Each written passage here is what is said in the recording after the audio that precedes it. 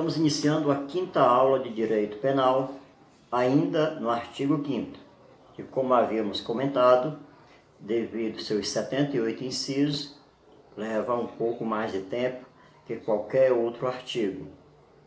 No entanto, esses que iremos comentar hoje são de mais fácil entendimento, podendo assim adiantarmos um pouco nossa aula, ou nossas aulas. Vamos lá. É assegurado nos termos da lei, estou falando aí do artigo 5º, inciso 28, a proteção às participações individuais em obras coletivas e a reprodução da imagem e voz humanas, inclusive nas atividades desportivas. Tudo bem.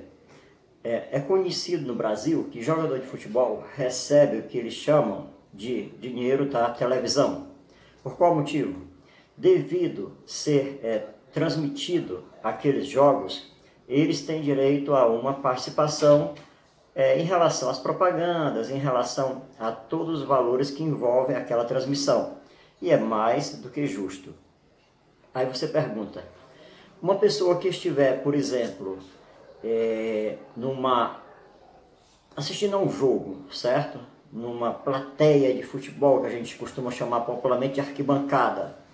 Se esta pessoa for filmada sem autorização, ela tem direito a uma indenização? Bem, normalmente não. Por qual motivo? Como ela está numa praça pública, chamada praça desportiva, ela abdica a esse direito automaticamente quando expõe a sua imagem. É um pouco conflitante esse pensamento. É um pouco do concordo ou não concordo. Mas ao final das contas, caso caia em prova, a resposta é não. Não fará jus a uma indenização. Poderá haver algum caso extremo de exceção? Sim. Se por acaso for usada aquela imagem da pessoa de uma maneira depreciativa, aí sim cabe indenização. Ou, em último caso, se for reiterada a veiculação dessa imagem, produzindo valores, aí também caberá, mas é um caso extremo. Ainda no mesmo inciso, temos o item B, o direito de fiscalização do aproveitamento econômico das obras que criarem ou de que participarem aos criadores, aos intérpretes e às respectivas representações sindicais e associativas, ou seja, todos estão envolvidos nisso. Assim vocês podem ter uma ideia do malefício que os populares CDs, DVDs, MP3, MP4, MP10, não interessa, pirata. Por qual motivo? Autores, produtores ficam cerceados do seu lucro. Por quê? Porque é feito de uma maneira criminosa, sórdida, que acaba levando ao prejuízo esses autores.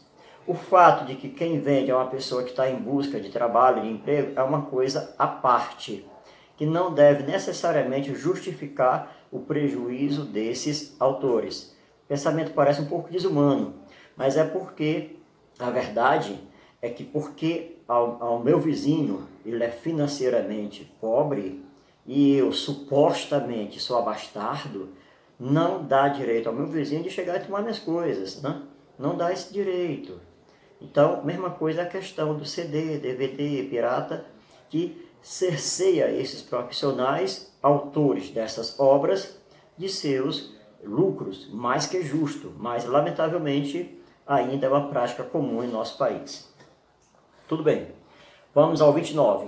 A lei assegurará aos autores de inventos industriais, cuidado com isso aqui, inventos industriais, privilégio temporário para a sua utilização, bem como proteção às criações industriais, à propriedade das marcas, aos nomes de empresas e a outros signos, símbolos, no caso, distintivos, tendo em vista o interesse social e o desenvolvimento tecnológico e econômico do país.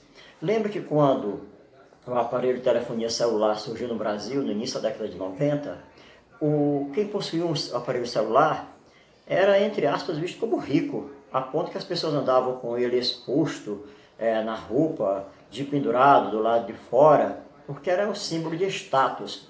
Aí foi popularizando. À medida que outras empresas, outras indústrias passaram a ter o direito de fabrico do aparelho de telefonia celular, o preço barateou. Então, aos autores de inventos industriais é garantido privilégios temporários Por quê? Porque aí leva em consideração o bem geral, ou seja, se aquele invento industrial, ao tornar-se popularizado, passa a ser acessível a todos, então é mais do que justificado que seja privilégios temporários. 30º, é garantido o direito de herança. Alguns pensadores da área jurídica e até mesmo da área social e antropológica deixam claro em seu modo de raciocinar que o direito de herança, esse inciso aqui da nossa Constituição, inciso 30 do artigo 5º, na Constituição de 5 de outubro de 88, é o que mais incentiva o ser humano a trabalhar e angariar bens. Veja por quê. Se ao falecer nós tivéssemos a certeza que nossos bens seriam dilapidados, seja lá por quem for, ou iria para as mãos governamentais, e nossos parentes, filhos, pai, mãe, neto, não interessa quem, marido, mulher, fosse tolhido desse direito, ou seja, não tivesse direito àquilo que nós construímos durante a vida, nós não teríamos muito ânimo de angariar patrimônio. Sairíamos, no sentido figurado, queimando tudo, ou seja, gastando tudo. Então, é uma verdade que o direito de herança é algo realmente que impulsiona a gente a construir um patrimônio. E no Brasil, esse direito é garantido. 31º. A sucessão de bens de estrangeiros situados no país será regida pela lei brasileira, em benefício do cônjuge ou dos filhos brasileiros, sempre que não lhe seja mais favorável a lei pessoal do de cujos. Repito, quando eu falar cônjuge, eu tenho o hábito de falar assim. Alguns preferem falar cônjuge, aí tanto faz, né? Então vamos lá. Bem, pense bem o seguinte. Fulano de tal, vamos dizer aí um país aleatoriamente, é italiano, casado com uma brasileira. E aí, com comunhão de bens. Ele morando no Brasil, com os seus bens situados no Brasil. Suponha que ao falecer, a lei brasileira diga que a metade dos bens é para esposa e filhos e a outra metade para os pais do de cujos, do falecido. E a lei estrangeira desse de cujos, do marido dessa mulher, dessa viúva, diz que ao falecer, todos os bens vai para esposa e prole, ou seja, filhos. Então, qual das duas leis seria mais favorável à brasileira com seus filhos? A lei do estrangeiro. Mas, de princípio, a lei que irá reger será a lei brasileira. No entanto, se a lei do de cujos, do falecido, for mais favorável, será então a lei estrangeira que irá prevalecer no direito de sucessão de herança. Agora, com um detalhe importante, viu? Desde que os bens desse suposto estrangeiro ou estrangeira, tanto faz o gênero, esteja em nosso país. Nosso país, pelo princípio da soberania, não pode estar simplesmente chegando em outro país, vou lá buscar. Não, não pode fazer isso. Então, será regido pelos bens que estejam em nosso país. Vamos lá. O Estado promoverá, na forma da lei, a defesa do consumidor. PROCON, DECON, eu acredito que não há muito o que relatar sobre isso. A não ser deixar claro que o povo brasileiro não está mais à deriva em relação a isso. Se ele se sentir prejudicado em suas negociações comerciais, o direito do consumidor está aí para levar à busca de uma justiça. Ok? Vamos dar sequência aqui no nosso material. E vamos para o próximo inciso. 33º ou 33. Todos têm direito a receber dos órgãos públicos informações de seu interesse particular ou de interesse coletivo ou de interesse geral. Particular, só da pessoa. Coletivo, de um grupo. Pode ser um grupo de trabalhadores, um grupo de moradores da rua fulano de tal. Geral, aí fica difuso, é para todos, como um todo. Que serão prestados no prazo da lei. Olha que interessante. O prazo da lei não é o prazo do interessado da informação, nem o prazo de quem está entregando a informação. É o prazo determinado em lei. sob pena de responsabilidade. De quem? Daquele servidor, já que estamos falando de órgãos públicos. Ressalvada aquelas cujo sigilo seja imprescindível à segurança da sociedade e do Estado.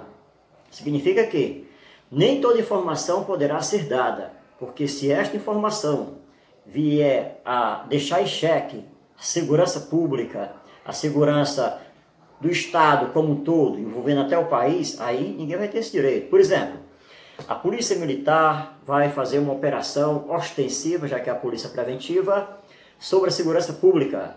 Aí eu chego lá e digo, olha, é um direito de informação, o meu, de cidadão. Onde é e quando é que vocês vão fazer? Não, aí não, porque aí vai colocar em xeque a operação que visa a segurança de todos, tá ok? Mas de qualquer forma, é um direito à questão de informação, independentemente de pagamento. Mas preciso de uma taxa. Se eu não posso pagar a taxa, eu uso daquele termo de carente. As pessoas chamam de maneira até um pouco pesada, vou falar não no sentido pejorativo, lógico, mas atestado de pobreza. A pessoa vai e demonstra essa carência, ela continuará recebendo as suas informações. Isso poderá ser coadjuvado com um dos chamados remédios constitucionais, no caso, o habeas data. Agora não esqueça, viu? Não se impetra habeas data preventivo. Se impetra habeas corpus preventivo, se impetra mandado de segurança preventivo, mas habeas data não.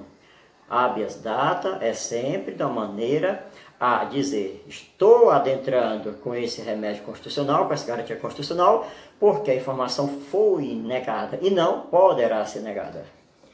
Dando sequência. São a todos assegurados, independentemente do pagamento de taxas. Repetindo, Lembra? Independentemente do pagamento de taxas.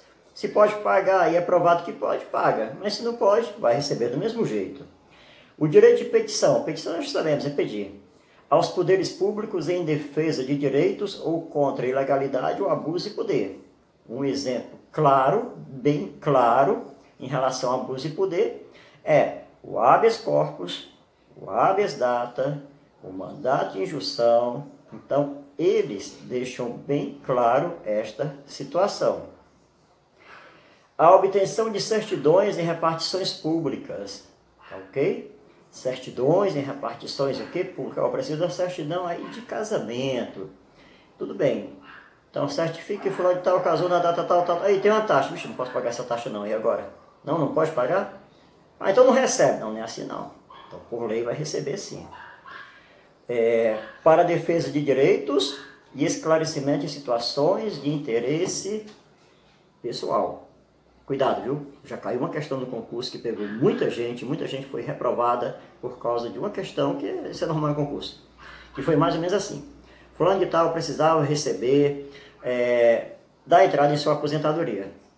Para isso, em um certo órgão público que ele trabalhou por um certo período, ele precisava fazer uma averbação desse tempo de trabalho. Chegando nesse órgão público, lhe foi negado essa informação. Qual o remédio constitucional? A grande massa de candidatos, mais de 99% colocou habeas data. É errado. Por que está errado? A gente vai ver lá no final da Constituição, do artigo 5º, Por que está errado? Porque neste caso aí, era para aposentadoria, que é um direito líquido e certo, não amparado por habeas corpus, nem habeas data. Essa definição